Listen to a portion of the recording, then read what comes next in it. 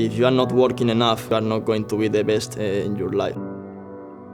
If you don't do it well, why would you do it at all? Like, you're not gonna succeed if you do it like only 0.5%. Goes to the inside, Brendan Lee covers, Rasmussen still has the inside line.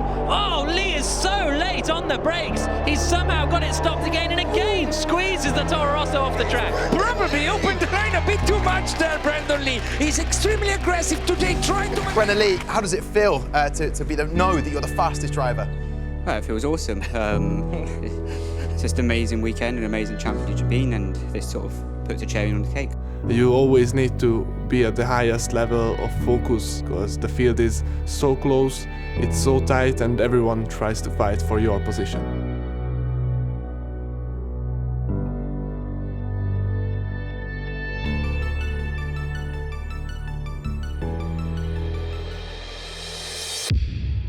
The only person that beat me was Brendan Lee. If I beat Brendan, that will be definitely because I can do it full time. If I don't beat him, then it's his talent again. But I will have much more opportunities now to fight as I put in more work hours. I think there's certainly an underlying rivalry there.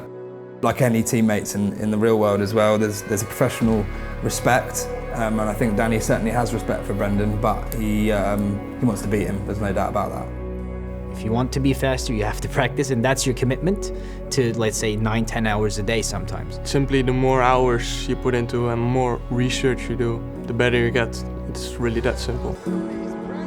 Brendan looked to be a more complete driver last year. He never loses motivation, even after 10 hours of practice per day, and I couldn't afford it because I have 24 hours in a day and I had to spend about 12 of them in the school.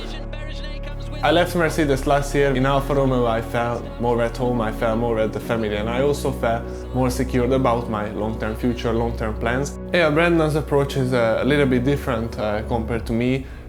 Last year he was definitely the best prepared driver, which was quite clear to see, since he won 8 out of 10 races, I think so. I think he's very talented in the game, no doubt about that, but I think also that he's very committed, and I think he was the most committed driver last year in terms of, let's say, practice hours. Well, in 2017 he almost lost the championship, but in 2018 I think he had the advantage because he was a beta tester of the game.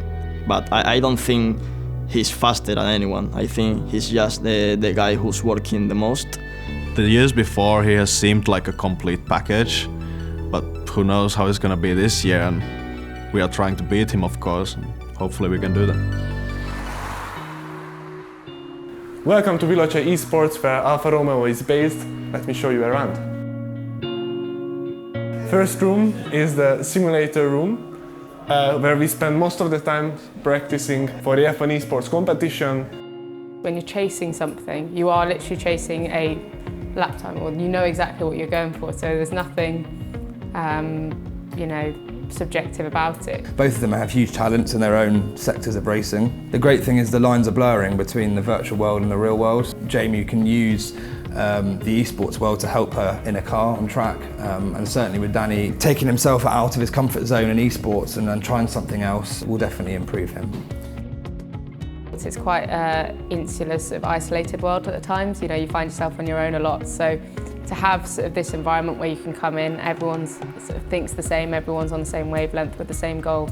It's one of the most important things. I can't actually blame my car in this bit. That's the problem. Real racing drivers can blame the car, but you guys can't. Maybe one of the most interesting part of the office is the main simulator room.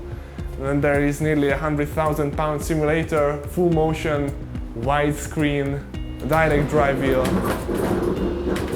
You know, Danny's putting in anywhere between 50 to 60 hours of practice a week at home. So that in itself gives you an idea of the level that he's working at. He approaches esports in a very scientific way. He approaches every corner like a math equation. Here in the first corner I lost about 2 or 3 hundredths of a second. I think the key with esports is consistency. I think that's what Danny has over pretty much every one of his rivals on the grid, is that he can consistently perform at the same level. With victory for Daniel Beresnay in the final race of 2018. Wonderful drive, wonderful race, wonderful victory for the Hungarian. And it's the same with his emotions, because as a character, no matter what the pressure, no matter what the situation, he always seems to kind of be the same. And I think if you look at the guys like Max Verstappen and Lewis Hamilton in the real world, that's exactly how they operate. Around Spa, Danny's the fastest person in the world by about 0.3 of a second.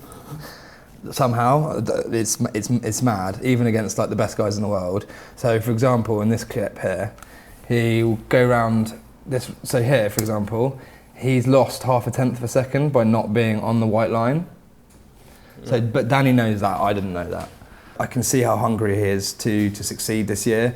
And I think, you know, the practice we've put in, the amount of hours that he's been practicing here in the HQ and obviously at home in Budapest, I have no doubts that he's gonna push Brendan all the way. And to be honest, talking about Brendan as well, there's so many talented drivers on that grid. So you know, it's not just Brendan he has to beat. He has to beat 19 other drivers. So yes, it's going to be a really exciting season.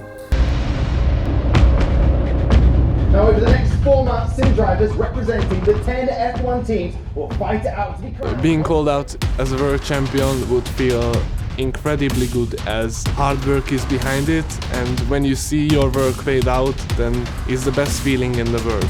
Rasmussen on pole, Beresnaya alongside him, all 5 lights are on, and we're racing in Bahrain. Pretty good start from the Red Bull. There is a lot of pressure, of course, and I think when you are sit there, the only thing that you are able to think is just the pressure. But it's the Alpha of Daniel Beresnay that's leading. Then it's 0.5 second back to David Tonitza. Most of the failures, most of the demotivation comes after you work thousands of hours and nothing comes back to you, and you feel like all of that was unnecessary.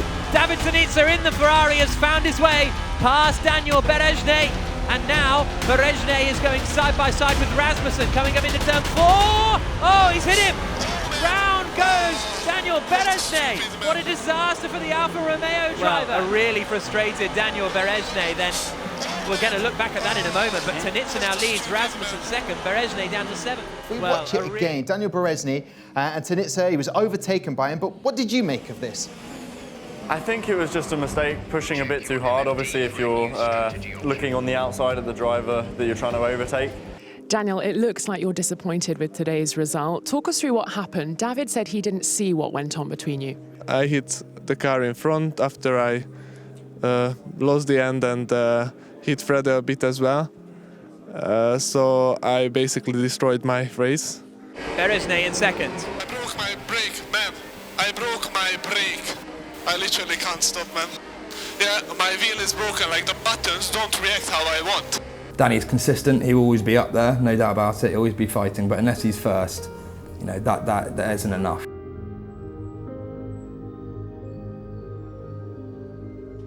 There were a few races, a few scenarios where I wasn't really happy, but I always saw the potential to quickly improve that. Therefore, I was never disappointed, I was just looking for the future, even more motivated.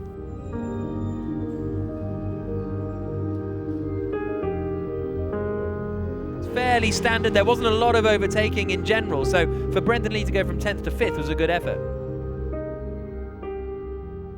It looks as though David Tonitza is going to come through the final corner and win.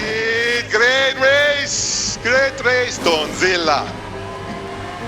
Bellissimo, mamma mia. David. Mamma mia. David.